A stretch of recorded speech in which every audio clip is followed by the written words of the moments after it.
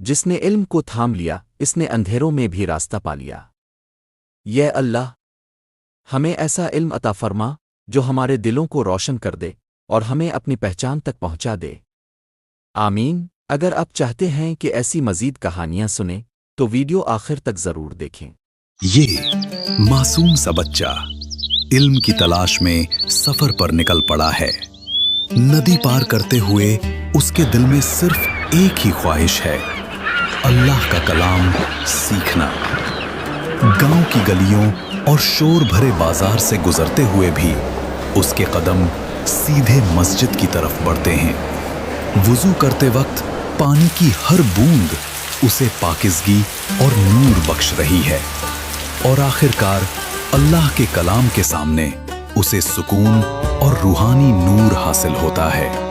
علم کی روشنی ہی انسان کی اصلی دولت ہے۔